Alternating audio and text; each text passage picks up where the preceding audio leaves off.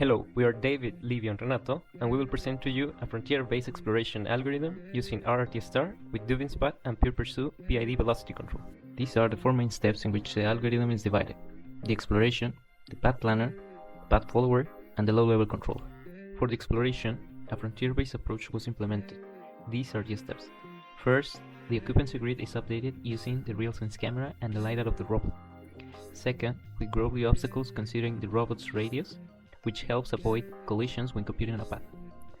Third, we find the frontiers by iterating through all unknown cells. If we find a free cell in a local neighborhood, we designate it as a frontier cell. The fourth step is to cluster these cells to separate them according to their connections with each other.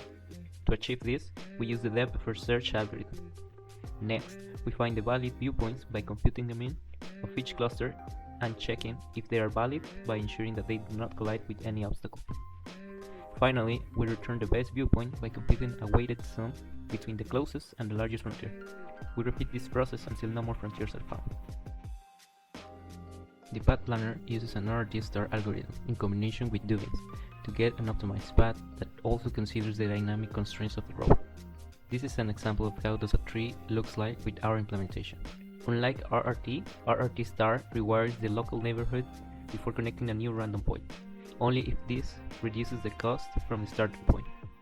Dubins curves connect points using right, straight, and left movements, resulting in a curvy path.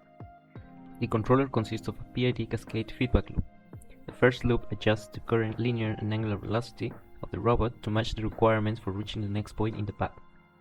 The second PID control manages wheel velocities, converting from twist to wheel velocities and ensuring the encoders are achieving the required speeds.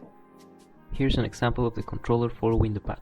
We see how the path follower successfully computes the linear and angular velocities for the robot to pursue the next point.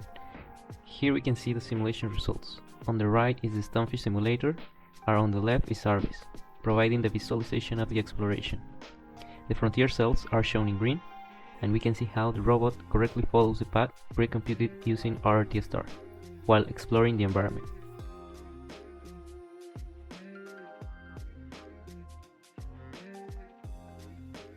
Next, we have the results with the real robot. The robot was able to completely explore the circuit and map the entire scenario.